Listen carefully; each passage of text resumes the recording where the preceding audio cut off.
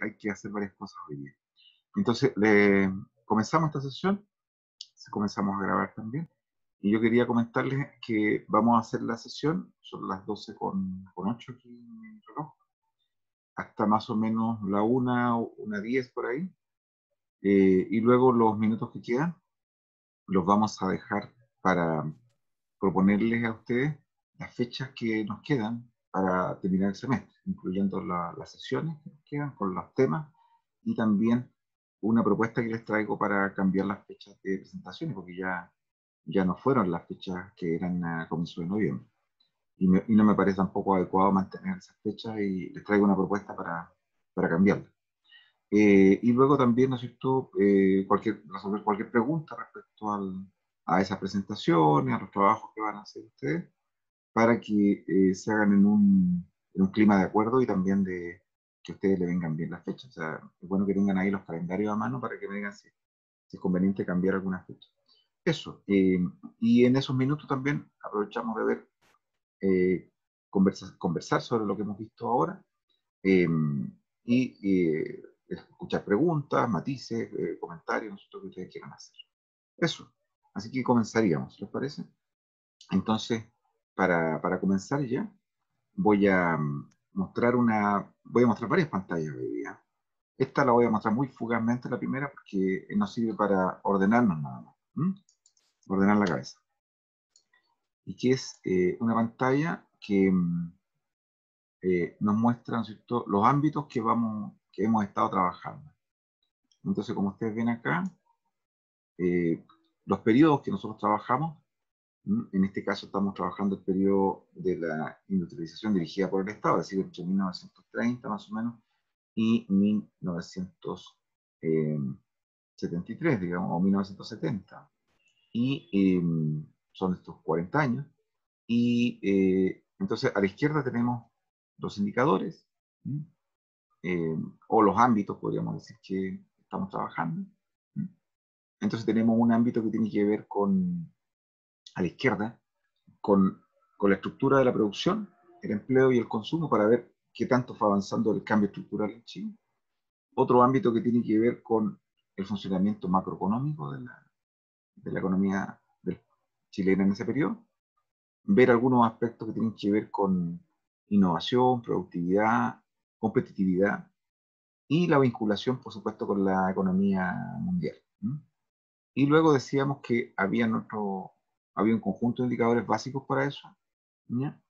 Y después también vamos a ver, en el tercer ámbito, digamos, los resultados que tienen que ver con la renta, y el ingreso, el desarrollo humano, la desigualdad, los salarios, las condiciones de vida y el tema de la reproductividad ambiental.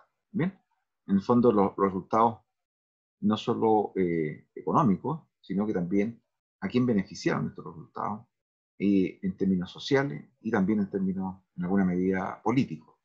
Y todo eso medirlo desde el punto de vista de los contratos que iniciaron este periodo y los que también le dieron término. Entonces ya hemos visto cómo los contratos que le dieron inicio a esto fueron los que entraron en decadencia entre 1910, digamos, y 1930. Luego empezamos a ver cuáles son estos contratos que perduraron durante estos 40 años, y finalmente echamos un vistazo también a los contratos que se fueron agotando a fines de este periodo, a fines de los años 60, para ver también las causas del declive de este periodo. Bien, dejo de compartir entonces esto y ahora voy a compartir otra pantalla, que es entonces justamente para ver el ámbito macroeconómico, el ámbito institucional, pero también el ámbito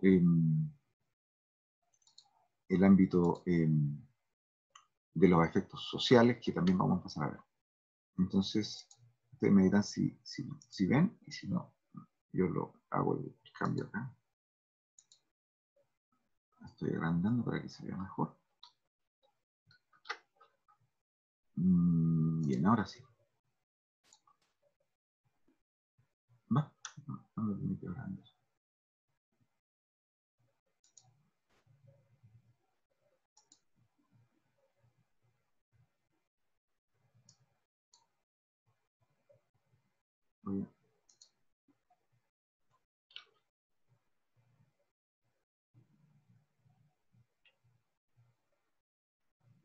Voy a meterme de nuevo mejor porque quiero que lo vean bien.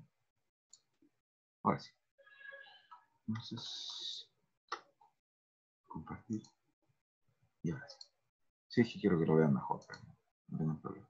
Bien, ahora sí. Entonces, ahí entonces está esto que les comentaba de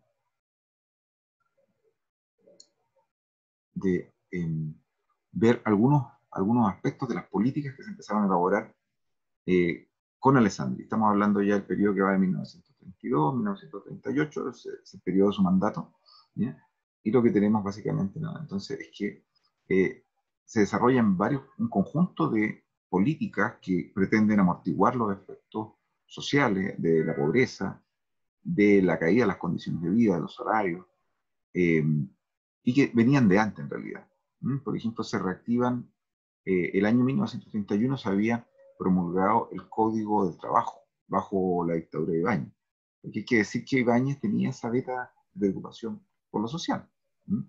Si la forma como él lo administra es otro asunto, pero bajo él se elabora el Código del Trabajo que se promulga el año 31.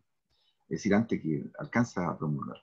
Entonces, bajo ese manto de políticas que ya venía antes, Alessandri continúa esa dirección y se promulga la ley de sueldo mínimo vital, y empieza a surgir lo que va después, en los años 50, a concretarse como el Ministerio de Salud, que en el fondo es una reflexión acerca de que la salud no puede estar administrada del modo como estaba hasta ese momento, que era una salud que en el fondo era más bien considerada como una, una, una, una, una salud de tipo de corte asistencial, muy segmentada, en la cual, ¿no es cierto?, había una salud para los ricos y una salud muy descuidada y de muy baja calidad, que era para los pobres, y que se atendía básicamente con financiamiento filantrópico, es decir, privado, ¿no es cierto?, y con también actores privados en gran medida. Entonces eso empieza a cambiar debido justamente a las críticas que hay a eso, y ya se va caminando en este tiempo hacia la idea de una salud pública que hay que ir creando. Por eso que se promulga esta ley de medicina preventiva bajo Alessandri, y también se empiezan a multiplicar estas cajas, que son cajas de ahorro, y entre ellas está la caja de colonización agrícola, que pretende, ¿no es cierto?, mejorar el acceso al derecho de propiedad de los campesinos, pero también, ¿no es cierto?, en alguna medida brindar algún tipo de protección y financiamiento a quienes son propietarios y que la están pasando muy mal en este periodo. Y luego la Caja de Habitación Popular, que también pretende desarrollar la idea de viviendas sociales. Empiezan a ponerse los cimientos. Estos son los primeros cimientos que ya habían comenzado con Ibáñez de lo que va a ser las políticas sociales en Chile. Si alguien quisiera estudiar alguna vez la historia de las políticas sociales en Chile, habría que empezar con Ibáñez y luego después continuar con Alessandri y sobre todo el periodo posterior que se van a profundizar aún más estas políticas. ¿Ya? Entonces vamos vamos a continuar en esa dirección. ¿Ya? Y ¿qué es lo otro que habíamos dicho ya, ¿no? Para retomar? Que voy a correr esta memoria está aquí. Entonces, tenemos que ya habíamos hablado de que se habían aplicado un sistema de cambio múltiple, se habían aplicado sistemas de control de cambio, pero también cambios múltiples. Cada sector tenía un tipo de cambio, es decir, un dólar que valía distinto al peso. También se crea una junta de exportación agrícola en la idea de restringir las exportaciones de algunos alimentos considerados esenciales para justamente impedir que el precio de esos alimentos se elevara demasiado debido a la escasez. De manera entonces que eso también va en la dirección. Incluso se utiliza una terminología, ustedes verán ahí, bastante, digamos, soviética, que era muy popular en esos años. Comisariato General de Subsistencia y Precios. ¿Se fijan? O sea, que se le permitió al Estado, el Estado se tomó la atribución de fijar algunos precios y de justamente, ¿no es cierto?, impedir la comercialización libre de algunos para que toda la población estuviera abastecida. Se hicieron expropiaciones, se pusieron bandas de precio, se pusieron cupos, y eso se usó activamente a partir de, ¿no es cierto?, fines de los años 30, especialmente el año 29. ¿Mm? Y bueno, las alianzas políticas son fundamentales, ¿sí? Porque estas son las que explican esto. Tenemos que el periodo de Alessandri, el último que podríamos decir es un periodo donde todavía gobierna una centro-derecha, pero ya a partir de aquí, ¿no es cierto?, del año 38, comienza a gobernar una alianza que podríamos denominar hoy día Frente Amplista, en ese tiempo se le llamó Frentes Populares, ¿sí?, en las que se confabulaban, ¿no es cierto?, se ponían de acuerdo, digamos, Partido Radical, Partido Comunista y el Partido eh, Socialista primero, Partido Democrático primero, después Partido Socialista. Y hay un primer periodo con Pedro Aguirre Cerda, que culmina con su muerte prematura, que va del 38 al 41. Luego sigue otro presidente radical, fueron todos presidentes radicales, del 42 al 46. ¿Mm? También muere prematuramente antes de terminar su gobierno, Juan Antonio Ríos. Y finalmente viene el periodo ya de González Videla, que es el periodo de la crisis de este modelo. Posteriormente, con la crisis de este modelo, vuelve Ibáñez el año 52 con su política así, a lo Trump, de barrer con todos los políticos, con todos los partidos, y planteándose como un independiente. Una clara discurso populista de derecha en este caso, que logró triunfar en la UNA en el año 52 y que generó otros problemas que después veremos, ¿no? Bueno, entonces el Estado habíamos dicho que pasa a ocupar un rol fundamental en la dirección de la economía, pero también en un conjunto de ámbitos, de dimensiones fundamentales para que el país pudiera enfrentar la prolongada crisis de los años 30 y luego generar una reconstrucción de la economía, reactivar la economía, sobre todo después del terremoto de Chillán, ¿no? Entonces tenemos que aquí intervienen todos estos ámbitos, mercado de bienes y factores, para estimular la modernización y industrialización, financia proyectos y programas de largo plazo para suplir la inexistencia de un mercado financiero.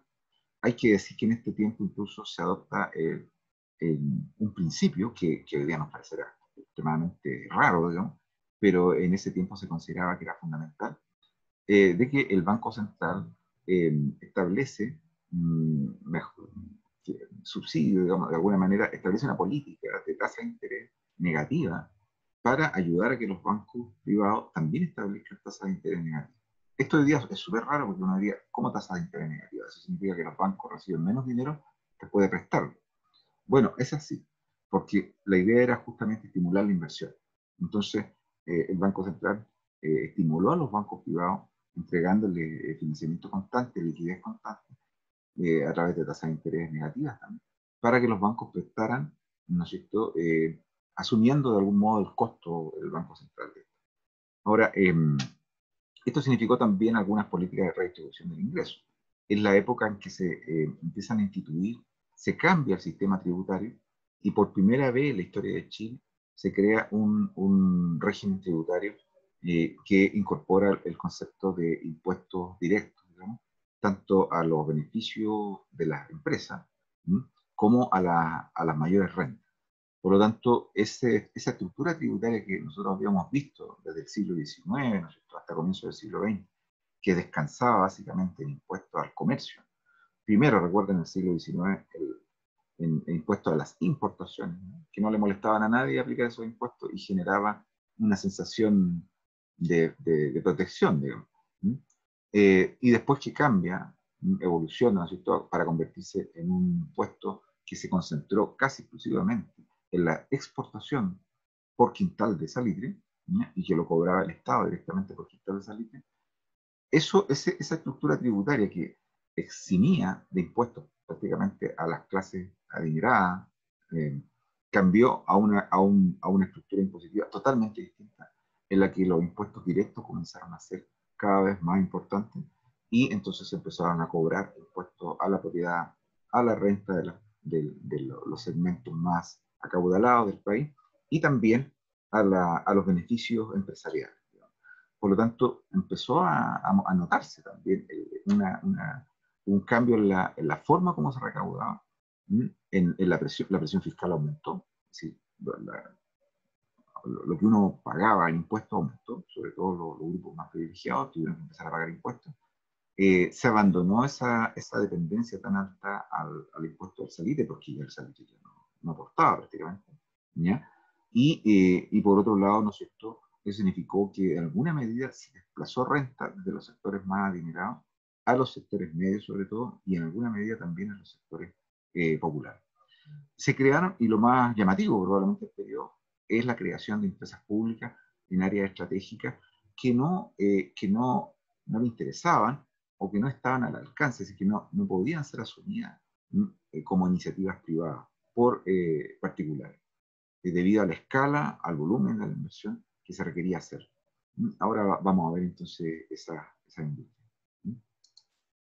Entonces hay que también mencionar lo importante que no nos debe olvidar, que lo que significa la confluencia de dos grandes fenómenos, ¿no? Por un lado, el hecho de que se haya contado con un frente político que apoyara estas decisiones, sin ellas no habría sido posible, y en esto hay que remarcar el cambio que hay entre Alessandri, quien abandona el gobierno en el 38, y estos frentes populares que inician su gobierno en el año 29, porque esto introdujeron un énfasis mucho mayor en estas políticas que las que venía desarrollando Alessandri. Por lo tanto, estas políticas de industrialización dirigidas por el Estado, de políticas sociales, de cambio en el sistema tributario, todas son impulsadas con una fuerza muy evidente que distanciaba estas políticas respecto a lo que venía haciendo Alessandri. Aunque hay que decir que Alessandri y también Ibáñez venían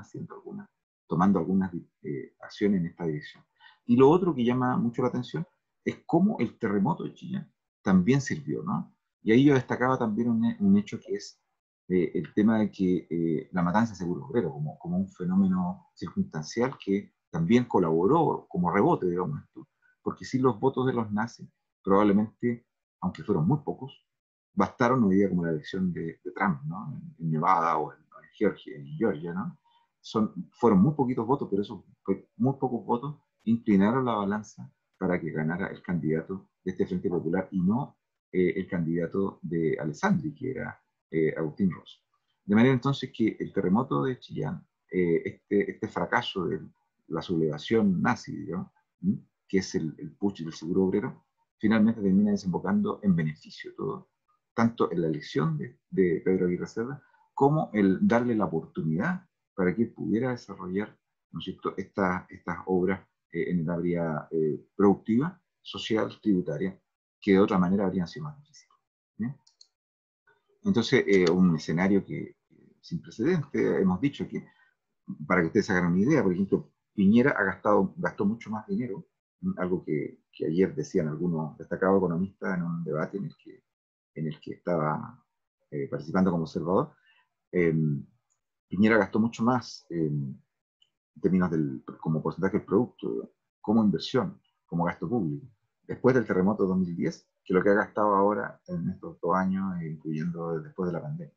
Entonces, los terremotos siempre son una ocasión en la que, en general, los gobiernos más conservadores de derecha se ven obligados a gastar bastante.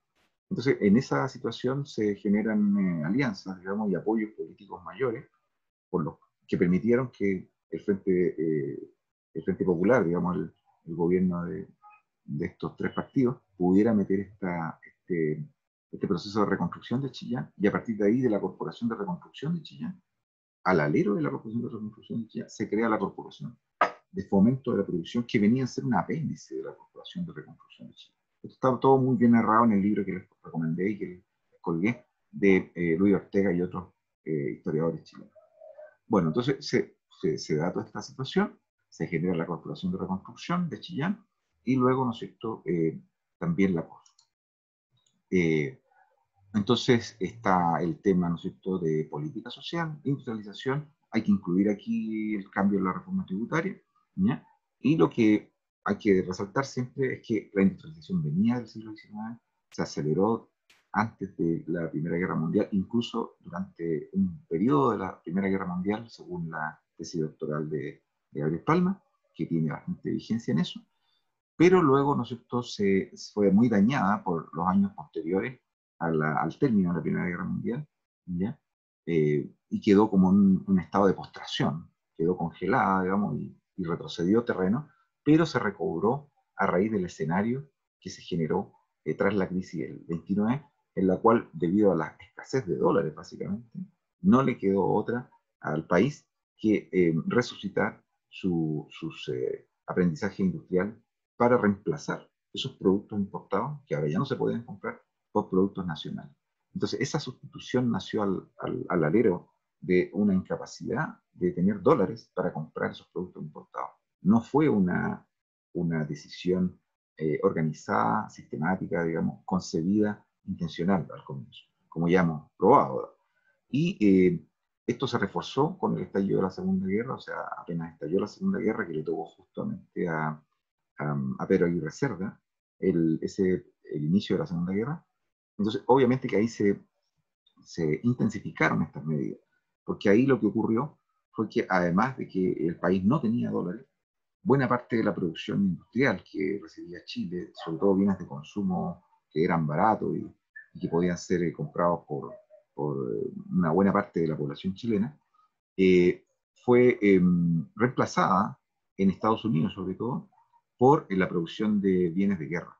Entonces, muchos productos que llegaban a Chile no solo llegaban más caros, sino que empezaron a no llegar debido a que la industria norteamericana se fue concentrando en la industria bélica. Por lo tanto, muchos productos desaparecieron prácticamente. Y ahí entonces se tuvo que ver cómo el país se autoabastecía de esos productos en la medida que era posible fabricar algunos de ellos, ¿ya? Y entonces por eso que se intensifica el proceso de sustitución. La guerra obligó a sustituir más productos todavía. Entonces, pero además, habían planes de acción inmediata que venían de antes. Estos planes de acción inmediata fueron empezados a concebirse, se empezaron a concebir durante el periodo en que Pablo Ramírez era era el ministro de Hacienda de Ibáñez en el periodo de la dictadura de Ibáñez, así entre el 27 y el 31. Luego, Alessandri retoma algunas de estas ideas de generar planes de acción inmediata, pero que debido a la crisis no se pueden implementar y además Alessandri no tenía el mismo interés que va a mostrar el gobierno que viene, que es de Pedro Aguirre Cerda, pero cuando ya asume Pedro Aguirre Cerda y estos gobiernos radicales, le dan forma a estos planes de acción inmediata. Por lo tanto, lo primero que se le pide a la Corfo, habiendo nacido, es que genere un plan sectorial de desarrollo para cada uno de los sectores más importantes de la actividad productiva del país. Entonces, hay un plan en agricultura, hay un plan en minería, hay un plan en servicio, hay un plan en energía, hay un plan en transporte y hay un plan que es el más, obviamente, que llama la atención, digamos, la niña bonita del periodo, que es el plan, ¿no es cierto?, del sector industrial, que acapara toda la atención, pero en realidad son varios planes de acción inmediata. ¿Bien? Y estos se empiezan a aplicar, se empiezan a dibujar en los años 50, ya se están aplicando prácticamente todos los años, a fines de los años 50, comienzo de los 60. Pero los primeros esbozos se comienzan a dar en los años 40. ¿Había alguna pregunta, parece? Sí. 100% a partir del terremoto de Chillán, a Callí, sí. La pregunta de Callí es si existía como proyecto. No existía como proyecto. Habían ideas que iban en esa dirección, pero no existía la idea de coordinar todos esos esfuerzos que venían del periodo de Ibáñez, que eran muy todavía embrionarios, coordinarlos, reunirlos en una sola organización que agrupara todos los esfuerzos, un órgano coordinador. No existía esa idea. Entonces la Corfo, como idea de que coordinara todos esos esfuerzos, viene solamente a surgir a raíz del terremoto de Chillán, que es el año 39, y por lo tanto a partir de ahí se genera la Corporación de Reconstrucción de Chillán, que en realidad asumía la reconstrucción de buena parte del país, de la zona centro-sur, y como apéndice de ese órgano surge la Corporación de Fomento de la Producción. O sea, pasó colado, se logró meter gracias a la Corporación de Reconstrucción de Chile. Bien, eso caí, así que gracias por la pregunta. Entonces, continuamos. Hagan las preguntas más que deseen, porque esto me parece muy importante compartir. Entonces, el tema es que, claro, sabemos que esta industrialización fue fácil porque eran bienes de consumo. que no son tan difíciles de eso, ¿tú se fijas? Entonces, si habían empresarios que recibían el apoyo del Estado a través de, ya hemos dicho, tasas de interés bajas, crédito fácil, $1 además más barato que el que recibían otros productores, por ejemplo, los productores de materias primas que exportaban, cuando vendían esos productos al exterior, no recibían sus dólares directamente. Tenían que entregar esos dólares y el Estado les devolvía, por esos dólares les devolvía menos pesos. ¿Te fijas? Entonces, en el fondo, se castigaba un poco a los que exportaban materias primas para aprovechar una parte de ese diferencial y venderle a dólares más baratos a los empresarios industriales para que ellos pudieran eh, invertir en actividades industriales que fueran a sustituir estos bienes de consumo. ¿Sí? Por eso que esto es una sustitución fácil. Luego estaba el mecanismo que ya hemos hablado, ¿no es cierto?, de la guerra. La guerra permitió que muchos productos simplemente no pudieran llegar. Estoy hablando de cosas tan sencillas como, por ejemplo, medias de mujeres. No pudieron llegar durante la guerra porque se dejó de fabricar medias tipo panty, porque resulta que esa empresa empezaron a fabricar productos destinados a la guerra en Estados Unidos. Entonces, no es que solamente fueran caras, sino que no llegaban. Entonces, eso permitió que, por ejemplo, empresas que en Chile no habían podido existir, empezaron a fabricar ese tipo de cosas, calcetines, medias, ¿se fijan? Ese tipo de cosas.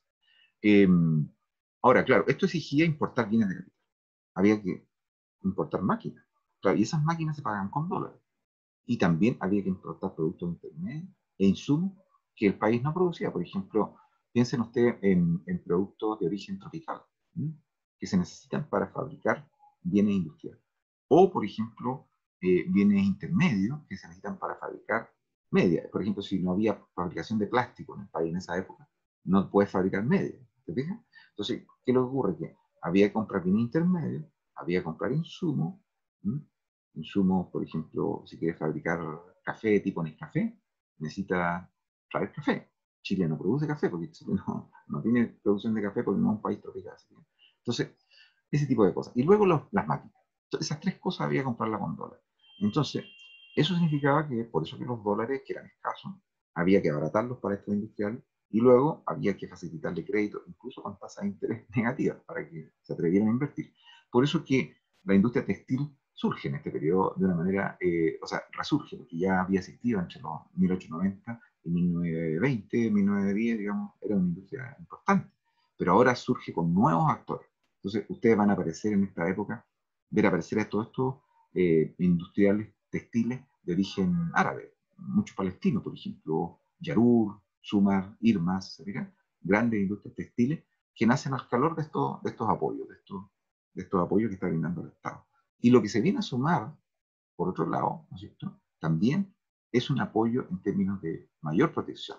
Porque a la medida que va avanzando este proceso, ya con el gobierno de Pedro Aguirre Cerda, se empiezan además a poner impuestos cada vez mayores a la entrada de estos productos importados. Por lo tanto, estaba el dólar alto, ¿no?, estaba la guerra, ¿no?, todo eso confabulaba contra la entrada de productos importados que había que sustituir, y para más remate, y ahí se empiezan a poner aranceles a esos productos. Entonces, ese conjunto de factores es lo que permitió la sustitución, finalmente. Una sustitución importante de todos bienes de consumo, ¿no? Entonces, se empezó por consumos, por ejemplo, productos industriales de alimentos industriales. Se siguió con textil, ¿te fijas?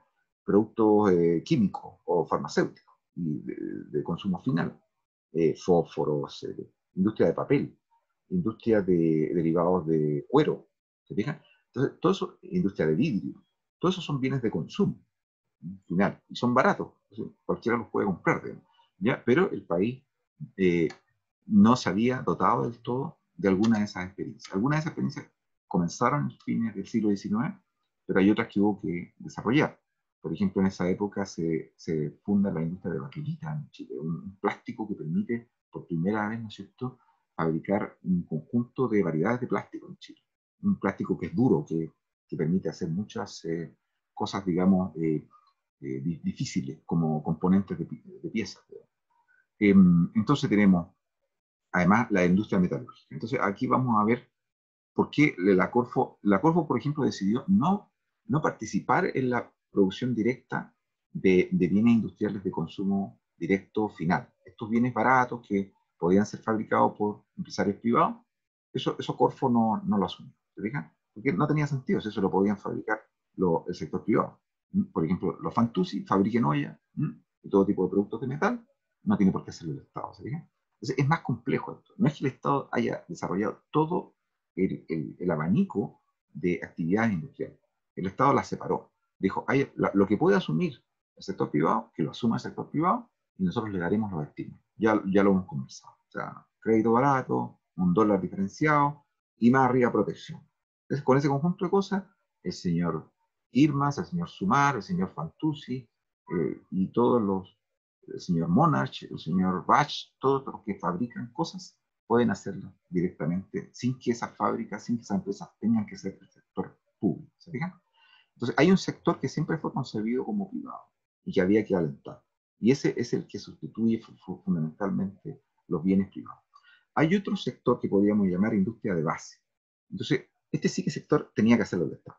Porque el Estado, ¿qué pasaba? Había un sector de base, por ejemplo, metalúrgico. Si tú quieres fabricar bicicletas, ya el señor, qué sé yo, de la fábrica SIC puede fabricar bicicletas, o el señor de la fábrica Oxford puede fabricar bicicletas. Pero él necesita componente metálico previo. Y claro, el país no fabricaba acero.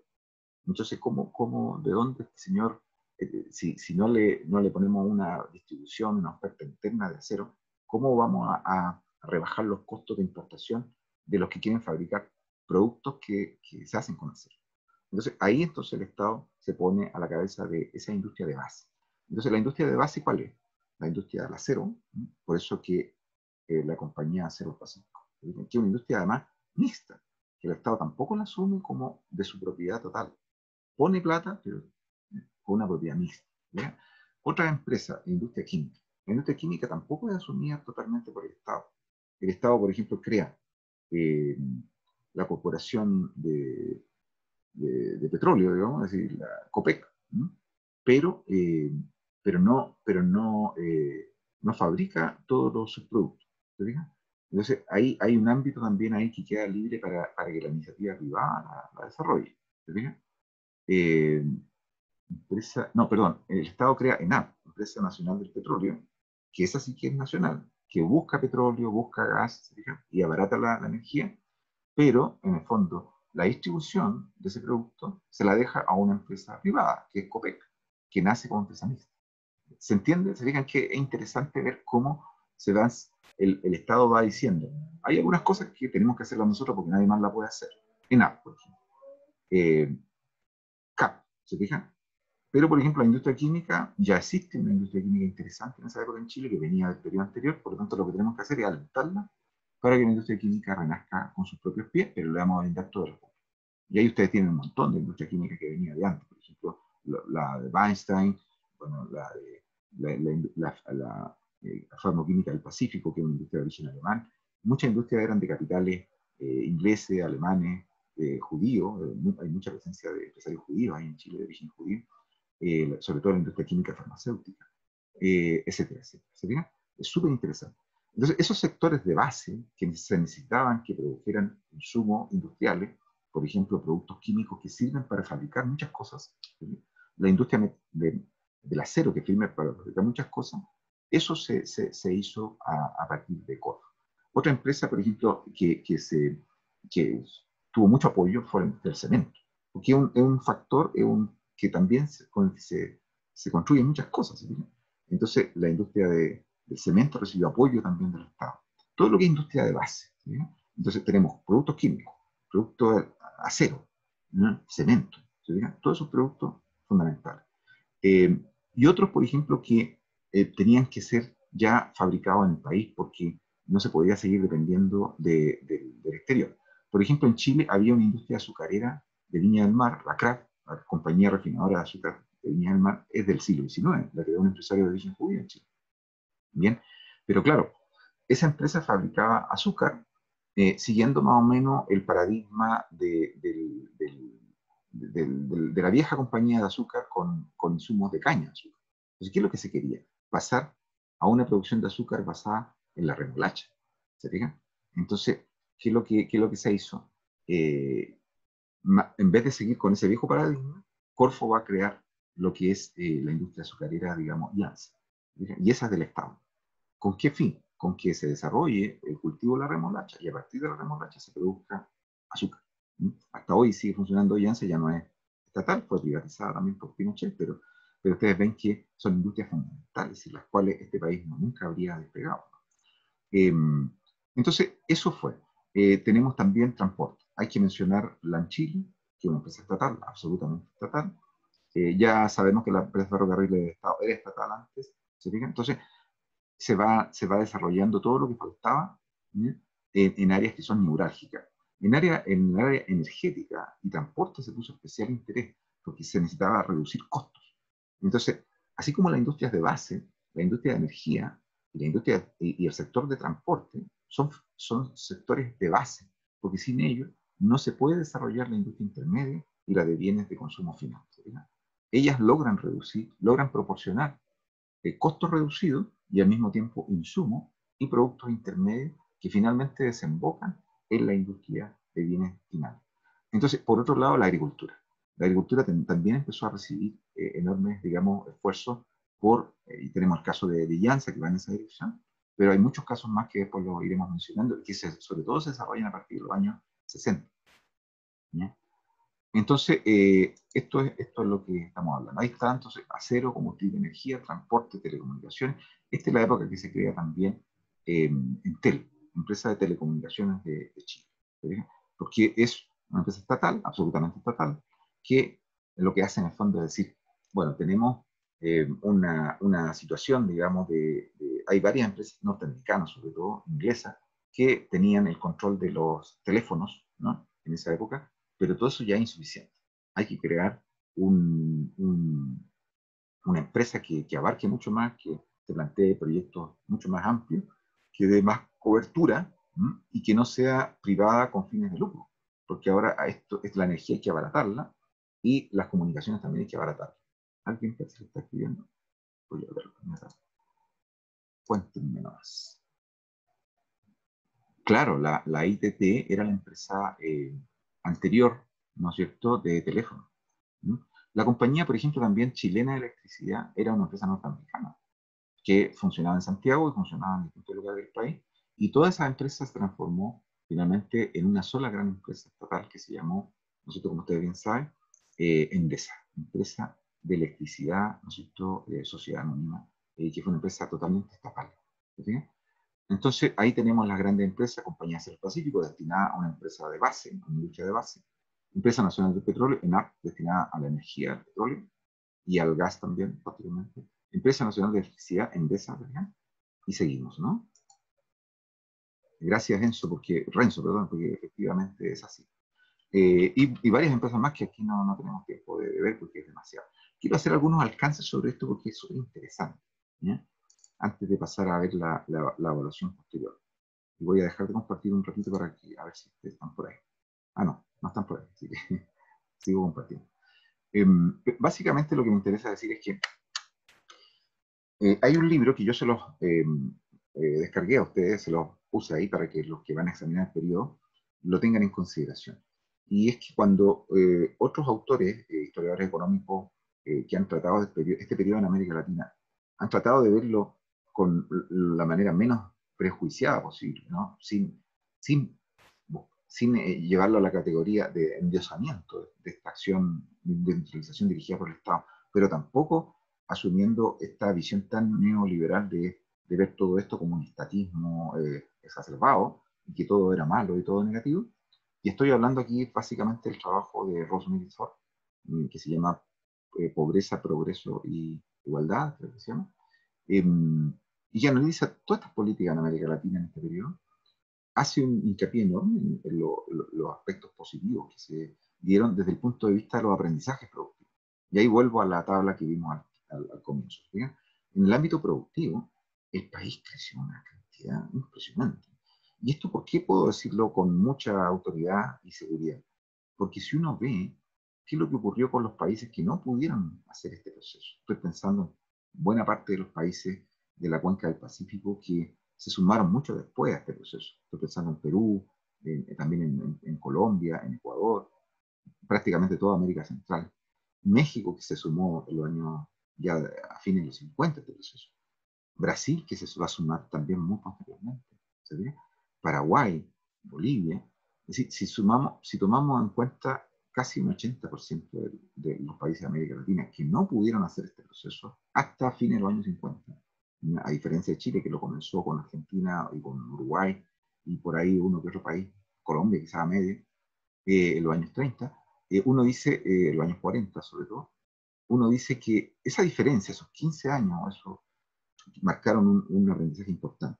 ¿Por qué? Porque si uno ve la estructura productiva actual de estos países, todos los países que iniciaron antes su proceso de aprendizaje industrial lograron plantearse desafíos mucho mayores. ¿No? Y de hecho hoy día no estamos comenzando de cero. O sea, si quisiéramos plantearnos, por ejemplo, un reaprendizaje industrial, no lo haríamos desde cero, porque tenemos lo que se avanzó desde fines del siglo XIX y todo lo que se aportó desde los años 30 a los años 70. Es decir, Chile no es un país que inicie de cero su aprendizaje industrial. Argentina tampoco, Uruguay tampoco. Y luego los países que se incorporaron después, ya a fines de los años 50, como decía, como México, como Brasil, Colombia, como ellos empezaron a incorporarse con fuerza recién ahí, bastante más tardíamente, han mostrado que su aprendizaje industrial hasta ahora marca una diferencia. Es decir, a pesar de todos los problemas que tienen estos países y nosotros mismos, llegamos a tener una estructura productiva mucho más variada, que es mucho más sano para una economía.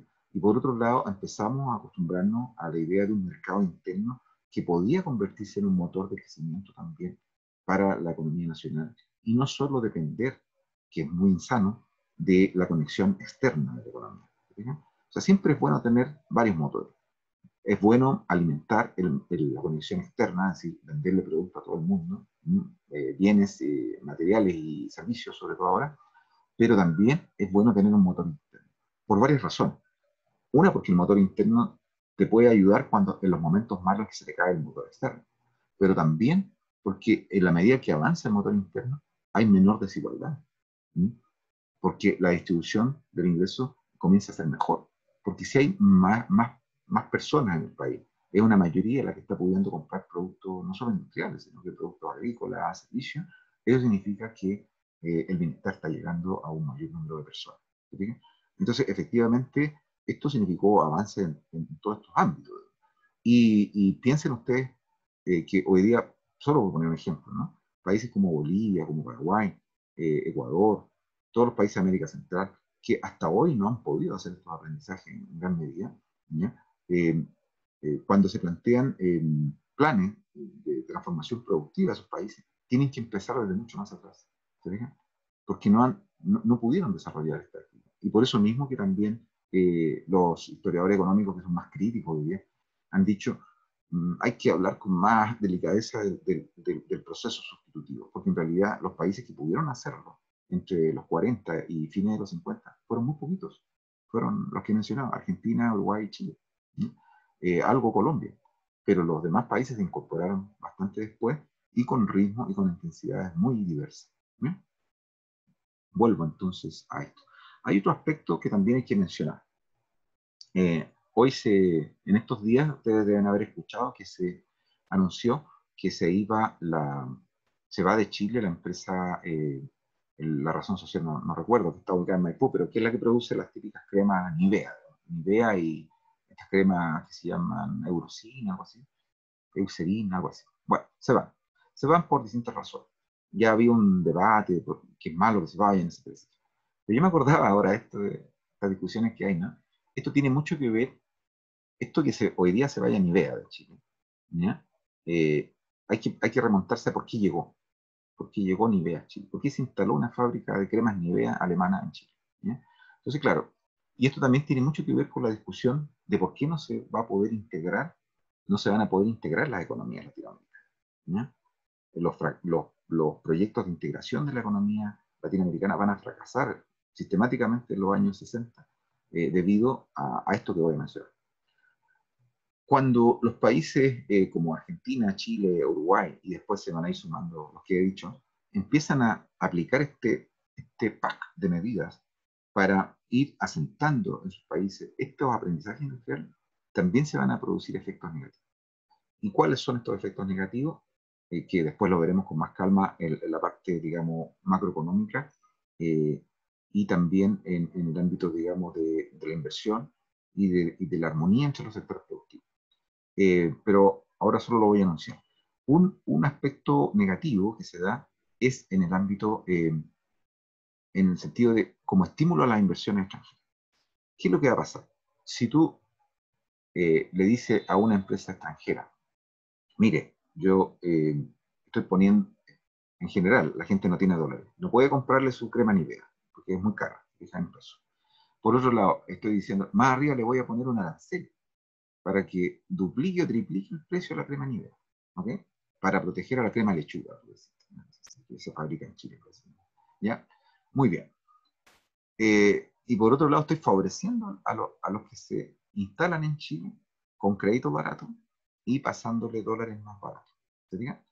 Entonces, ¿qué es lo que hace el tipo que te vende la crema Nivea desde Alemania? Dice, chuta, yo no puedo seguir vendiendo la crema Nivea desde Alemania porque al final al público chileno le llega a un precio muy elevado y casi nadie puede comprar. ¿Se entiende? Entonces, ¿qué es lo que hace el fabricante de la crema Nivea? Dice, no me queda otra que instalarme en Chile.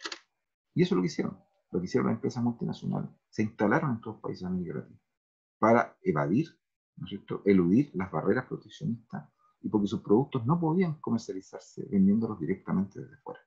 Entonces, ustedes van a tener ahí una enorme gama de empresas, como por ejemplo, ¿cuál? La que produce la Lever, la que produce todos los productos de tocador, jabones, champú, eh, productos de tocador. Esta que hemos mencionado, la que produce las cremas. Sabori, por ejemplo, que es una empresa, Nestlé, son empresas multinacionales, se instalan en Chile para vender sus productos sin tener que pasar por las barreras de pagar un impuesto por entrar a sus productos y que los vendían. ¿Se fijan?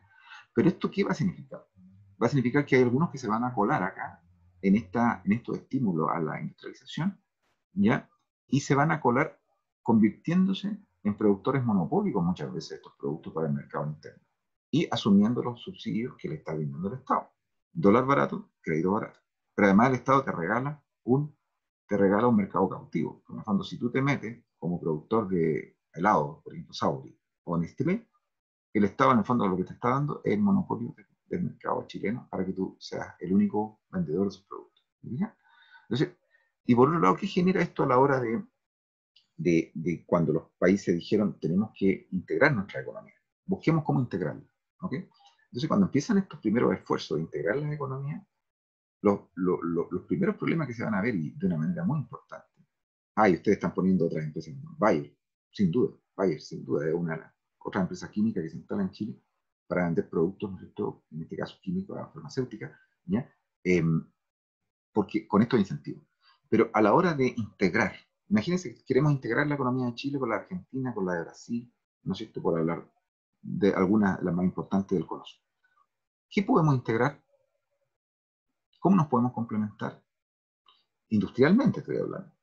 ¿Qué productos, qué sectores industriales se pueden complementar? ¿Qué cosas le compramos a los argentinos y a los brasileños y ellos nos compran a nosotros? Si la industria Bayer está en los tres países, si la industria Lever está en los tres países, si la industria Nestlé está en los tres países, si la crema Nivea está en los tres países, ¿cómo nos vamos a integrar en nuestra producción industrial? ¿Se entiende? Entonces, por eso que todos los proyectos de integración, sobre todo en el área industrial, que era la que más interesaba, fracasaron todas porque todas las empresas multinacionales estaban instaladas en cada uno de los países, por lo tanto, a la hora de integrar, no había cómo complementarse porque todos los países producían más o menos lo mismo. ¿Se fijan? Ese es otro aspecto negativo que hay que mencionar. Bien, pero yo quiero también pasar a los aspectos, otro aspecto positivo antes de dejar una sensación de que porque esto lo vamos a ver, de que primaron solo los aspectos negativos. Y para eso voy a mostrar entonces dos pantallas que ya tengo listas y que son justamente las pantallas de salario y de estatura. Entonces, lo primero quiero mostrar, no, quería mostrar otra vez. Déjenme encontrar la de salario. Acá está. Entonces, ya. Ahora sí. Y con esto voy a ir terminando esta parte, porque esta parte es muy fácil de demostrar, no tiene mucha dificultad para ser demostrada. Entonces, vamos a tomar el periodo que va ahí entre los 30, ¿se fijan? Que va acá, después de la Gran Depresión aquí, todo este periodo. Y llegamos hasta el 70, hasta aquí, todo este periodo, estos 40 años. Entonces, ¿qué es lo que vemos en materia salaria? Bueno, con mi trabajo con Nora Reyes, que somos colegas, hemos venido haciendo una serie que cubre de 1886 a 2009, salarios reales, ¿no? Es la única serie de salarios reales eh, robusta que existe en Chile hasta ahora, yo diría en el mundo. Bueno, después puede que salgan otras personas que la mejores, pero hasta ahora es la que, yo diría que es la más fuerte que hay hasta ahora. Entonces, lo que tenemos acá, mire, veamos en términos salarios. ¿Qué es lo que pasó en los años 30? Los años 30 fueron un desastre, como ustedes saben, pero los salarios finalmente se van recuperando y ya en los 40 tenemos que tratamos de volver a los salarios que habían antes del último auge, ¿no? Más o menos los salarios de los años 20, ¿se fijan?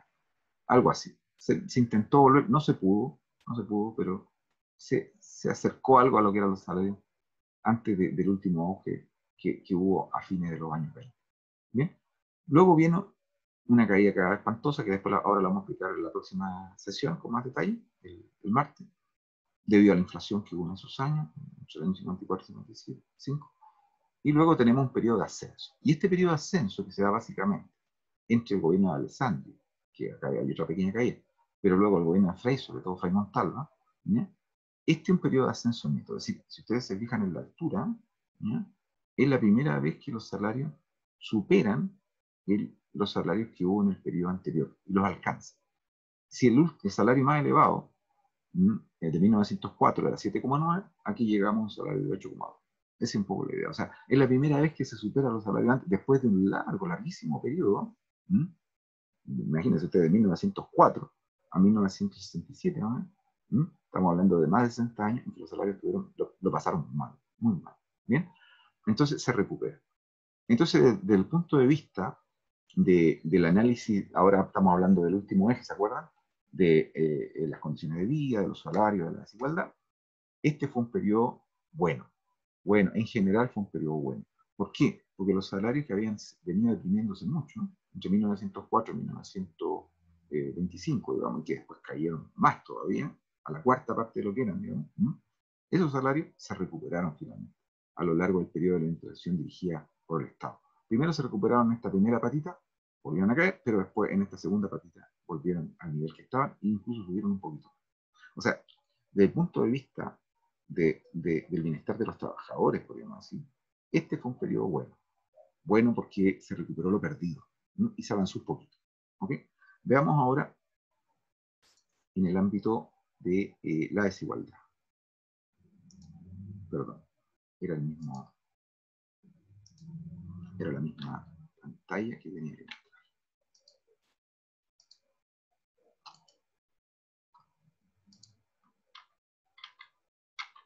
Acá está. Déjenme mostrar la desigualdad. Abajo tenemos los salarios que ya las mostré, y arriba, más o menos coincidiendo con los mismos años, está la serie de desigualdad coeficiente de Gini de Javier Rodríguez, que yo siempre les encargo que lo lean porque es importantísima. Ahí viene toda la historia de Chile, de 1850 a 2006, narrada por un magnífico estudio de este colega historiador económico uruguayo. Entonces, ¿qué es lo que muestra él? Él se basó en otros salarios, por lo tanto, esto no es tautológico. Si su índice de desigualdad se hubiera basado en nuestros datos, no es raro que le dé igual. Pero como él se basó en otro método y en otras fuentes, esta coincidencia no se debe a que su índice de desigualdad dependa de nuestra fuente. Eso es importante decirlo. Entonces, con su índice de Gini, con su coeficiente de Gini, lo que él muestra es que, así como el periodo del ciclo salitrero al final, ¿se fijan? Aquí la desigualdad había subido, después, ¿se acuerdan? Cuando los salarios suben, acá abajo, mientras los salarios suben, la desigualdad cae. Cuando en 1905 vuelven a caer los salarios y caen durante un periodo bien largo, la desigualdad vuelve a subir. ¿Se fijan? Y luego, con la crisis, obviamente llega a su punto más alto la desigualdad. Y luego, ¿no es cierto?, a partir de la recuperación, primero en los 40, 30-40 de los salarios, hay una caída de la desigualdad, Y luego, sobre todo, con la subida de los salarios durante Alessandri y sobre todo con Frey, la desigualdad llega a su punto más bajo. Esta es la desigualdad más baja que alcanzó Chile en el año 1969, 0,47. ¿Ok? Que se correlaciona con el salario más alto que ha alcanzado Chile hasta esos años, que era el de 1969 de 8,11 o 8,12, si suman el 70. Bien, entonces lo interesante es que lo que uno observa acá es que efectivamente hubo una mejora, no solo por los salarios, sino que una reducción de la desigualdad. Es decir, la desigualdad nunca había llegado a ser tan baja en toda la historia documentada de la desigualdad en Chile como la que se alcanzó, sobre todo a fines de los 50 y a fines de los 60. Es decir, en víspera del gobierno de Allende, la desigualdad es la más baja de toda la historia de Chile. ¿Bien? Esto es importante decirlo. Entonces, no es que haya sido mala, entonces, el resultado. ¿Bien? Y aquí entonces termino de mostrar un otro cuadro, que es el cuadro de la estatura, que era el que les comentaba, que también vale la pena mostrar porque eh, también da otra idea, otra dirección. Eh,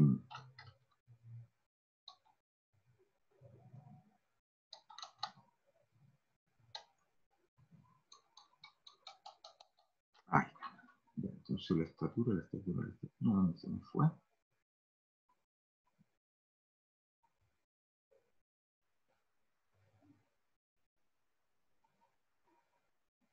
Más, porque no.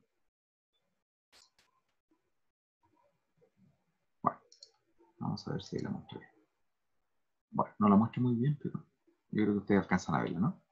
¿Qué es lo que me interesa esto? Estos son los datos de Manuel Yorca, que nos dictó esta charla para inaugurar el año académico del año pasado. Bueno, miren estos datos de la estatura. Estos datos de la estatura, podríamos hablar horas de esto, pero hay que resumir. Lo que tenemos que decir es que la estatura había sido relativamente de 169 centímetros, es decir, 1,69 m, hasta 1840, según los datos del ejército y de la marina. La marina un poco más bajo, pero el ejército.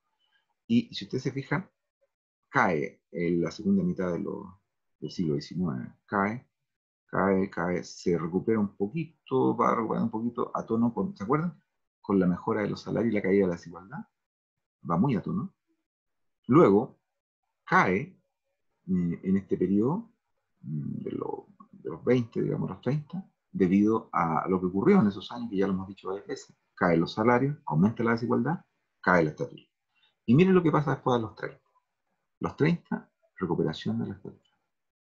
Y aquí ya empieza una subida neta de la estatura. Acá empieza a subir la estatura en varios centímetros, entre 1930 y 1960, sube la estatura entre los cálculos de, creo que entre 3 y 6 centímetros, dependiendo del grupo que se estudie, pero en general sobre 3 centímetros sube la estatura en ese periodo. Es decir, algo ocurrió aquí que en términos de condiciones de vida también terminó beneficiando a buena parte de la población.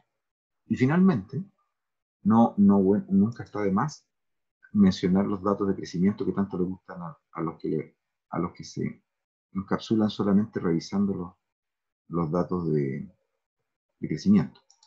Y recordar algo que suelen olvidar los más fervorosos partidarios del neoliberalismo. Y es que, esto lo tengo en otra parte, perdón. Acá.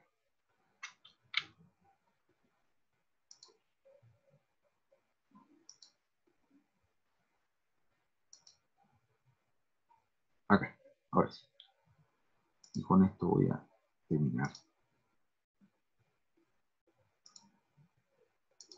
Ahora sí. Perfecto. Entonces, ven eso, ¿no? Me dicen por favor si no lo ven. Entonces, ¿qué es lo que puse aquí en indicadores básicos comparados para este periodo de introducción dirigida por el Estado? Esto es lo que creció el Producto Interno Bruto por habitante, per cápita, entre 1938 y 1969. Creció un 3,6. Ahora, ¿cuánto creció durante el periodo de Pinochet? 3,2. Ojo con el supuesto milagro. Nada de milagro. Para hablar de milagros tienes que mostrar cifras mejores que esas. Es decir, durante el periodo de la interpretación sustitutiva o de la interpretación dirigida por el Estado, como he insistido en que empecemos a llamarle esto, se creció bastante más que durante el periodo de Pinochet. Y para qué hablar cuánto ha crecido después de Pinochet. Por lo tanto, milagro económico, no corresponde darle esa etiqueta. ¿Mm? Entonces, desde todo punto de vista, ¿mm? Desde el punto de vista, si quieren ustedes, y acá voy a revisar lo de arriba, acá, desde todo punto de vista, ya vea, sea que, al menos desde el punto de vista de la estructura de la producción, del empleo y del consumo, Chile avanzó en un cambio estructural y sus aprendizajes productivos muy importantes, sin los cuales no sería el país que es hoy y que se puede plantear desafíos más importantes. Hizo importante también innovación, mejoró en productividad también en algunos aspectos, y empezó a buscar otro vínculo con la economía internacional que no fuera solamente a través de las materias primas. ¿Sí? Y en el ámbito de lo que está a la derecha, en el ámbito de la renta de ingreso, el ingreso por habitante aumentó más que en un periodo de la dictadura, aumentó más de lo que había aumentado antes. Y por otro lado, ¿no es cierto?, se reflejó en mejores salarios que se recuperaron, que beneficiaron a los sectores medios sobre todo, pero también a los grupos populares, y una caída de la desigualdad que ha sido la más baja que ha conocido el país hasta ahora. ¿Sí? Y, ¿no es cierto?, ya en reproductividad ambiental no le podemos pedir eso porque nadie en el planeta estaba pensando en reproductividad ambiental en ese periodo. Pero bien, ese sería como el resumen de lo bueno, de los aspectos positivos. Entonces, en estos minutos que nos quedan, yo les voy a mostrar simplemente la propuesta que les había comentado para terminar el semestre y luego conversamos un poquito de esto para que no sea tan unidireccional y sea más participativo, ¿les parece? Entonces les voy a mostrar, para terminar esta parte, la propuesta de lo que podría ser el segundo semestre.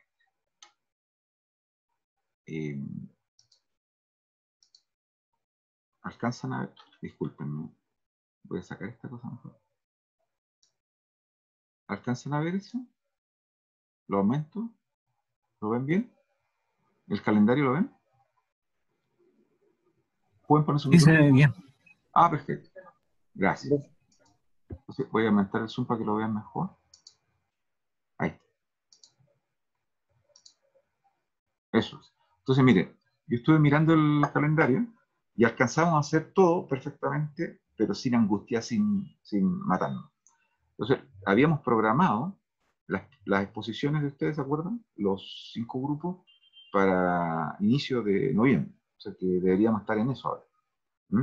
Pero yo creo que es irrealizable y por otro lado hay que velar porque coincida con el calendario que ustedes tienen en otras asignaturas. No queremos que se enfermen, pero que se agobien, digamos. Queremos que coordinen bien las fechas. Entonces yo la propuesta que les traigo es que en vez de hacer durante noviembre las presentaciones, ¿Mm? si ustedes se organizan, se planifican bien, hagámosla a comienzo de diciembre. Entonces, corremos, desplazamos, ¿no es cierto? Las presentaciones que estaban pensadas para noviembre, las corremos para inicios de diciembre. Y esas serían las fechas.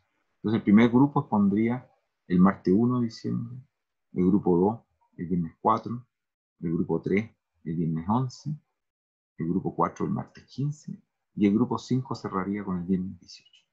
Eso es lo que les propongo. ¿Bien? Entonces, eso también permitiría, ¿qué cosa? Que veamos todos los contenidos. Entonces, todos los grupos alcanzarían a ver el tratamiento que estamos haciendo de cada uno de los periodos. Entonces, ahora yo ya estoy terminando con el periodo de la IDE, me queda solo el periodo de UP de dictadura y luego el periodo posterior, hasta actual. Entonces, todos alcanzarían a tener esa información. ¿No? Entonces, en ese sentido, esos serían los temas que veríamos durante noviembre, que vamos ya bastante avanzados y vamos bastante bien. O sea que alcanzamos a ver todo el contenido y por primera vez en la historia de este curso. Así que estaría muy contento, me imagino que ustedes también alcanzaríamos a verlos todos. ¿No? Y por último, ¿no es cierto? Esto también les daría tiempo a ustedes para que mientras están haciendo el PowerPoint compartido cada grupo para cada grupo defensor y fiscal, digamos, de cada periodo, ¿no? Haga su presentación para cada uno de estos días. También ustedes en paralelo van haciendo su ensayo, que lo pueden hacer de dos maneras. También en un PowerPoint, no me molestaría, porque así le ponen cifras, le ponen imágenes, le ponen sobre todo tablas estadísticas y sobre todo gráficos. Me gustaría que le pusieran gráficos, ¿no? Entonces eso le da mucho más fuerza a su planteamiento con números con gráficos de evolución de sectores productivos, qué sé yo. Entonces lo van preparando en paralelo cada uno, su trabajo personal, ¿sí? Que el posicionamiento que ustedes harán frente a que ya les entregaré la pauta. Pero en el fondo van a tener, en paralelo van haciendo ese trabajo, y ese trabajo lo entregarían el mismo día que entrega su exposición el último grupo. Entonces ahí todos van avanzando en paralelo, digamos. Eh, entonces eso significa que yo alcanzo, si ustedes me entregan todos los trabajos personales el viernes 18, alcanzamos perfectamente, yo alcanzo a corregir esos trabajos porque son hartos, pero si me dan esa semana, yo alcanzo a tener todas las notas del jueves 24 y las cuelgo sin ningún problema. Entonces así, por lo menos mis notas van a estar para los que necesiten graduarse y sin ninguna dificultad. ¿Mm? Entonces ahora dejo de compartir y les pregunto, ¿les parece ese cambio de calendario? Ustedes me dicen. Estoy abierto, ¿no?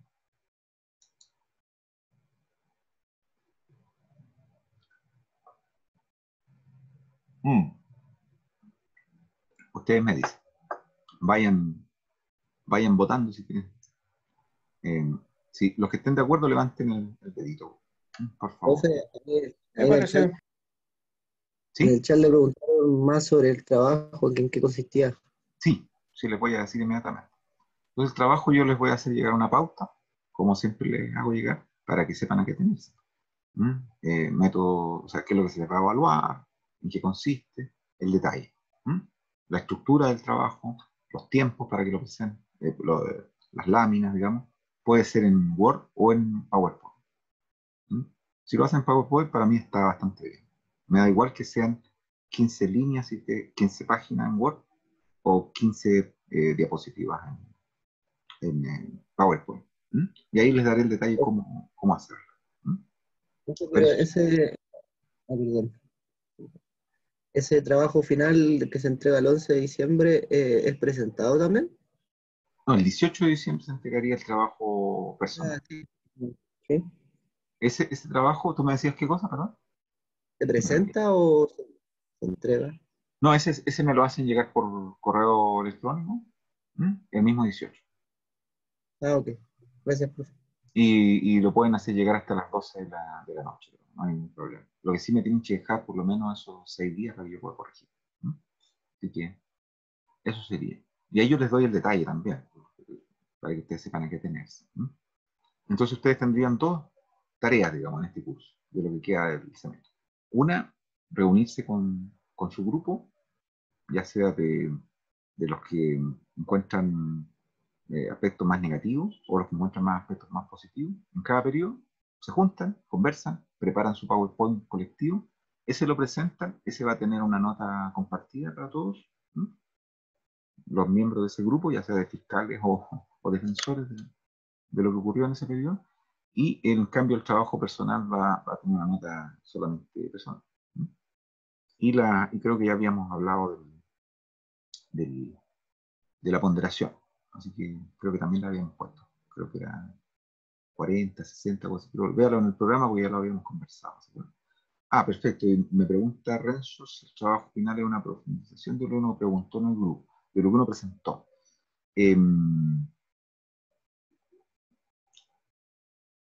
A mí me gustaría más un ensayo general.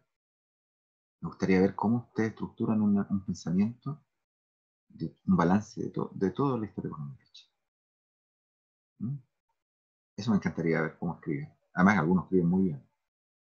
Y eso me gustaría ver cómo lo hacen. ¿Mm? Claro, eso es lo que hablamos, creo, en la primera clase. Hicieran un ensayo personal, su interpretación, ¿Mm? Tomando todos estos elementos y metiendo también de otros autores, de su cosecha, lo que ustedes quieran. Pero que ustedes hicieran una propuesta, una interpretación personal. Eso me encantaría. Me gustaría ver cómo lo hacen, cómo lo estructuran, qué elementos incorporan. ¿Mm? Eso me gustaría mucho. Porque esa es me da la impresión de que sacarle provecho a esto, pues, ya que me voy a poner a corregir harto trabajo escrito, que pueden ser en PowerPoint también, con menor texto, pero me gustaría ver cómo ustedes estructuran su pensamiento cuál es su propia opinión. Eso me encantaría. ¿Les parece? ¿Les gustaría? Y así tienen plena libertad para hacer lo que quieran. Pero que hagan un ensayo. ¿Qué es lo que dirían ustedes de la historia económica de Chile? Tomando en cuenta todo el feedback, lo que le escuchen a sus compañeros, lo que ustedes hayan desarrollado, todo eso. Eso me parece bonito, interesante. Y eso los dejaría con un legado para después, para ustedes, para asumir otros aprendizajes en otras áreas de la historia de Chile y de América. ¿Les parece? Entonces, eso sería. Claro, claro, ustedes hagan su interpretación, siéntanse libres. Lo importante es que lo hagan siguiendo la pauta, bien documentada, con cifras, poniendo las fuentes, la bibliografía al final. Yo les voy a entregar esa pauta, no se preocupen. Pero ustedes ya saben hacer ese tipo de cosas. Yo ya le he leído cosas ahí. Y la mayoría lo hace bastante bien. No hay ningún problema. Eso. Entonces en el fondo, vean la presentación como un momento especial, una oportunidad para pulir su ensayo. Entonces, ustedes van escribiendo su ensayo, pero los dejan ahí como en suspenso a la espera de qué es lo que dicen sus compañeros. Entonces, toman elementos de aquí, de todos lados, y las cosas que ustedes los convencieron, que la escucharon a sus compañeros, algunas de esas las introducen como, con eso terminan de redactar su trabajo. Eso es, que vayan modificando sus puntos de vista. Eso sería. La idea es que sea una interacción mucho más interesante, que sea como un trabajo colectivo, ¿sí? Que entre todos vamos construyendo una opinión colectiva, pero con énfasis personal, en lo que a uno más le interesó o le llamó la atención, ¿no? Eso es. Entonces quedamos, ¿les parece en eso, muchachos? Entonces yo Profe, les voy a... ¿Sí? Juan Pablo, cuéntame. respecto a las especificaciones que tenga el trabajo, las va a mandar usted, así como la extensión, el número de páginas, la va a Claro. dar más adelante. Absolutamente. Tengo que hacerlo. Y otra cosa es que si podría como subir o mandar un correo con las fechas, así, Sí, eso para mismo los les demás iba que a decir. no... Ya. Eso mismo les iba a Gracias. decir. Yo ahora tengo esta fecha que ustedes están viendo ahí, entonces se las voy a enviar inmediatamente. Si me dan 2 minutos, se las mando inmediatamente.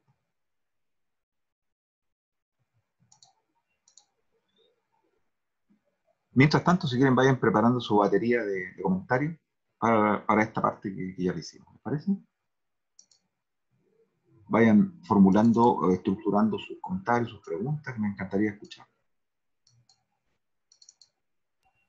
Profe, ¿Cuéntame? sobre eso, sobre uno de los aspectos que ha señalado más de una vez Sí, Ignacio, no, se sobre cortó. Uruguay. Claro. eh, Hay un aspecto que no termino de comprender, o al menos no me siento tan convencido de esa distancia que se genera entre la que se puede lograr dentro de, en este caso, la sociedad chilena y la fluctuación entre los ingresos. ¿A qué voy con esto? En que, claro, se toma la igualdad como un rasgo deseable, Ujú. eh, pero me da la sensación que ese mismo verso termina muchas veces como, no sé si velando un poco la- no los beneficios, sino los cambios y la prosperidad, si se quiere, que la tendencia de prosperidad general. No sé si me explico. Entiendo, sí. Creo que Que es un poco difícil. es complicado. Sí, Entonces, no es lo mismo la desigualdad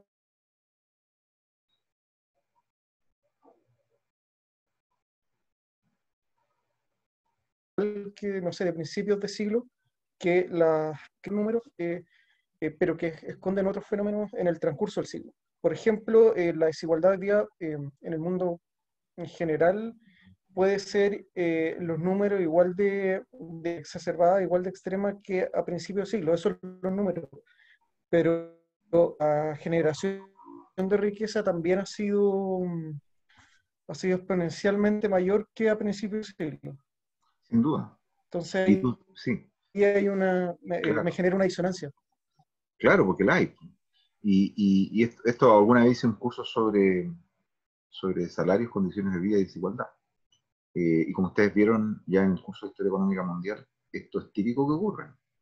O sea, por ejemplo, ustedes vieron que en Inglaterra, ¿se acuerdan? Entre 1800, a partir de 1830, pero sobre todo a partir de 1860, empiezan a subir los salarios, por fin. ¿Mm? Y eso no le da la razón a los que dijeron que siempre los salarios han estado cayendo en la Revolución Industrial Inglesa.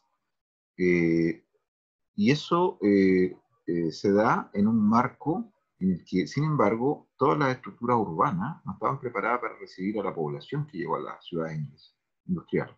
Entonces, se da con una enorme pérdida de calidad de vida por el hacinamiento, por la falta de higiene, de una alimentación adecuada, y por lo tanto tú tienes, por un lado, mucha mortalidad infantil, ¿ya?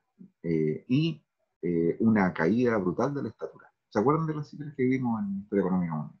Entonces, no siempre un aumento de los salarios, que incluso puede estar acompañado por una caída de la desigualdad, necesariamente genera una mejora en las condiciones de vida. Y ese mismo argumento lo podemos invertir, del modo que tú lo has hecho. Entonces podríamos decir que a pesar de que a los salarios les costó mucho recuperarse, ¿m? Y llegar al nivel que tenían a 1904, recién a fines de los años 60, y que la desigualdad también demoró mucho en volver a caer a lo que era a comienzo de siglo XX, ¿ya? A pesar de eso, ¿ya? Entre medio lo que ocurrió fue un cambio, pero impresionante, en materia de renta y de condiciones de vida. Por un lado, si bien es cierto que los salarios se demoraron en recuperarse, los salarios reales, y la desigualdad también se demoró en caer, en volver a caer, sin embargo, entre 1930 y 1960 ya lo vimos con la estatura. La estatura avanzó mucho más de lo que avanzaban los salarios y la desigualdad, ¿se entiende? ¿Y por qué se produce eso? Porque efectivamente hubo un cambio en las condiciones de la vida material, en la oferta de bienes públicos fundamentales, como ya hablábamos del Ministerio de Salud, que se crea en los años 50. Y todas estas políticas sociales, de vivienda, te fijas, códigos laborales, todas estas cosas que finalmente no se expresan en el salario y no se expresan en el coeficiente de Gini, sí se expresan en una mejora de las condiciones de vida.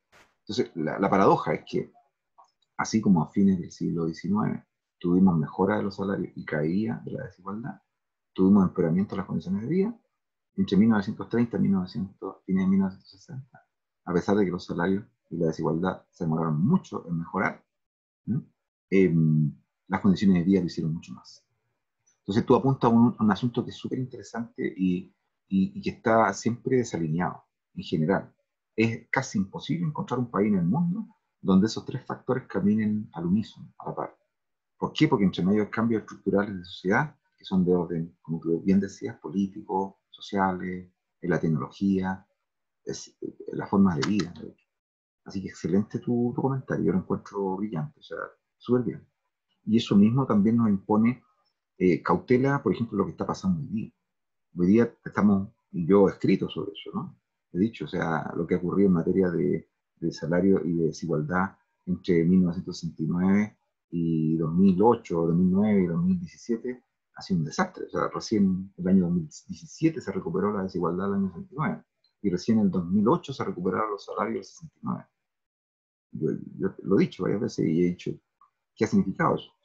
Pero por otro lado, uno no puede desconocer, sería absurdo, ¿no? Lo muestra muy bien la cifra de estatura de Manuel Yorca, que la mejora de las condiciones de vida siguió su camino, a pesar de eso. Los chilenos se visten mejor, se alimentan mejor, la desnutrición infantil prácticamente desapareció, el analfabetismo Ese es el desapareció. tema. Deja, la gente que recibe hoy día agua potable, alcantarillado, electricidad en Chile, que en los años 60 era como todavía mucha gente no recibía esas cosas básicas, hoy día es casi el 100% de la población. Entonces, tú tienes toda la razón. Y es súper importante estar siempre atento a eso para que no nos quedemos con una imagen incompleta. ¿Te fijas? Y de hecho yo creo que algo de razón tienen, algo, pero no todo,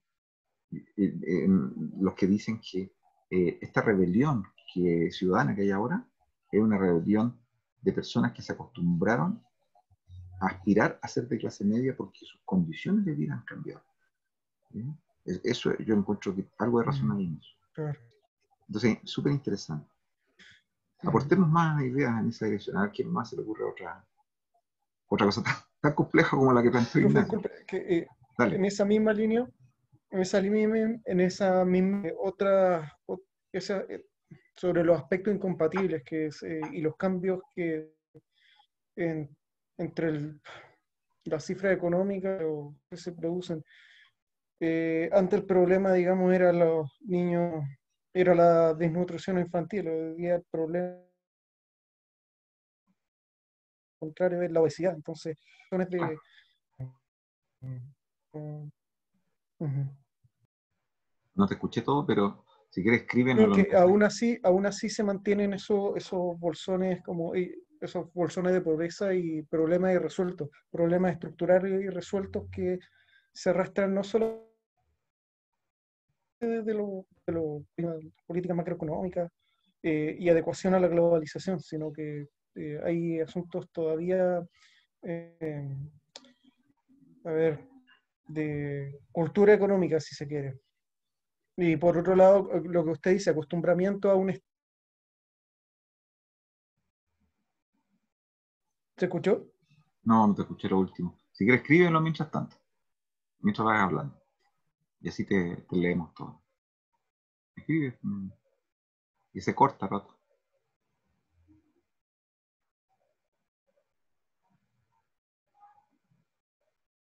Mientras tanto, Ignacio está escribiendo su última comentario. O sea, ¿alguna impresión, comentario, algo más que les cause ruido, que quieran conversar? Encantado. Profe, Benjamín. sí, ¿qué tanto difiere o se asimila como el proyecto que tenía Balmaceda de industrialización con lo que sucede en este periodo? No me consta que Balmaceda haya tenido un proyecto de industrialización, ¿eh?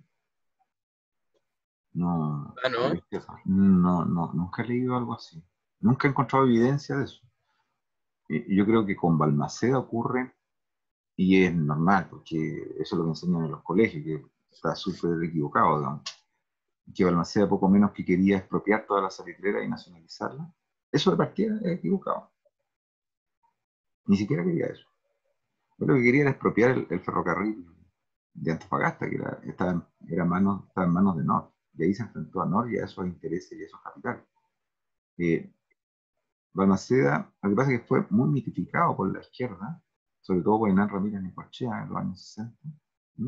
Los planes, digamos, sociales y de reforma que quería hacer Balmaceda, pero la verdad es que lo que se conoce por los estudios que ha hecho Harold Blaymore, un historiador británico muy importante, su estudio sobre Balmaceda es categórico. Uno examina las leyes, todo lo que él hizo, su discurso, sus intenciones reales. Encuentra con que su problema era más bien seguir gastando dinero de gasto público en ferrocarriles y sobre todo quitarle el ferrocarril a las compañías inglesas, los ferrocarriles del norte. Entonces, esos afanes industrialistas y, eh, digamos, de estatistas que se le asumen muchas veces, se le atribuyen a Balmaceda, no tienen realmente apoyo, ¿no? Hay que recordar, y recuerda que lo vimos en su momento, que Balmaceda fue un abogado que defendió los intereses de las empresas chileno-británicas que querían quedarse con las salitreras y quitárselas a Bolivia. Y por lo tanto Balmaceda va a ser un portavoz y defensor permanente de la guerra. Entonces, esa imagen edulcorada que tenemos de Balmaceda, que es muy común, digamos. Lo mismo nos pasa con Pedro Aguirre Cerda, digamos. ¿Se acuerdan que yo les comentaba esto de cuando Allende estaba bajo el bombardeo en La Moneda? empezó a derribar todos los bustos de los presidentes de la República, porque él dijo, todos estos tipos han sido unos burgueses, conservadores, los empezó a votar, y fueron cayendo, fueron destruyéndose los bustos que estaban ahí en la galería de los presidentes. Y dijo, estos no los voy a votar. Y no derribó el busto ni de Balmaceda ni el de Pedro Aguirre Cerda. Y también sobre Pedro Aguirre Cerda hay una cantidad de mitos impresionantes. Por eso que son importantes todos, que ustedes lean por su cuenta y se hagan un juicio más documentado. Por ejemplo, yo te podría decir que la gente suele creer que durante Pedro Aguirre Cerda se construyeron más escuelas que nunca antes de la historia de Chile, y se amplió la matrícula escolar como nunca antes lo había hecho. Yo haciendo un estudio comparado en el periodo de la oligarquía, ¿no? Me di cuenta que fue mucho más la escuela y la matrícula que aumentó durante el periodo de la oligarquía. Entonces uno tiene que ser honesto con eso. Sorry, lo lamento, pero primero somos historiadores, después somos simpatizantes. Ya, profe, coincido en todo caso con el Simón de que de estar toda mi vida equivocado con Balmaceda, porque yo tenía esa concepción como de que él quería industrializar el país. Pero yo soy de primer año, entonces todavía no me pasan historia de Chile en Claro, profundidad ni no nada. lees Cordero, con Entonces razón. por eso. No te preocupes, está bien. Ya. Oye, pero léete, mira, si quieres entretenerte con ese tema, contrasta para que tú veas el libro de Hernán Ramírez de Balmaceda y la Contrarrevolución de 1891, que es un libro muy popular y se editó por Miller, con el libro de Harold Blakemore, Salitre inglés y gobierno, Salitre inglés y gobierno chileno, no sé si no, el libro de Blakemore, ¿no? Que se publicó en los años 80, ya un libro que tiene sus años, y solo hay que contrastar. ¿Qué te parece los argumentos más convincentes? Hay algunas cosas que están vigentes de lo que hizo Hernán Ramírez, por ejemplo, el interés que él tenía por, de alguna manera, quitarle poder a los capitales ingleses, eso es cierto, ¿te fijas? Pero hay otros temas que se han exaltado por razones básicamente de confrontación ideológica, ¿no? Que es natural. Nunca hay que olvidar que la historia es un campo de disputa, una trinchera política de primera hora. Así que todo el mundo va ahí a sacar cositas y a sacar material. Lo van a ver ahora también en el proceso constituyente. Bien. Bueno, muchachos, yo no quiero quitarles más tiempo. Les agradezco mucho su interés y espero que sea muy grata este fin de semana, que puedan descansar. Y les voy a enviar apenas pueda la pauta para que vayan ya entrando, vayan mirando los materiales que les puse. Ustedes pueden incorporar más materiales, yo no tenía más en digital, pero ustedes para los distintos periodos encuentran más bibliografía, ensayos. Hay mucho, les recomiendo que vean todos los artículos de la revista Cuadernos de Historia que están todos en digital, electrónico, así que los pueden bajar perfectamente. Y hay mucho sobre cada uno de los periodos. En materia de historia económica hay mucho. Vean también la revista Historia de la Católica, también está completamente en digital. Y ahí podrán encontrar mucho material para abordar el periodo que les tocó, que ustedes eligieron. Y vayan leyendo, vayan haciendo resúmenes y comiencen al tiro, vayan reuniéndose. Hagan una primera reunión, ¿no es cierto?, para repartirse las lecturas, se hacen resumen y después ahí eligen quién va, una persona que integre todo eso en un PowerPoint, ¿sí?, para que lo presenten colectivamente. ¿Bien? Bueno, que estén muy bien, muchachos. Ha sido un gran placer. Así que nos estamos viendo. Chao. Chao, profe. No alcancé a terminar la pregunta. Bueno, profe, chao, chao. Chao. Mándamela por correo, Inés. No te preocupes. Profe, gracias. Chao, que estén muy bien. Ok.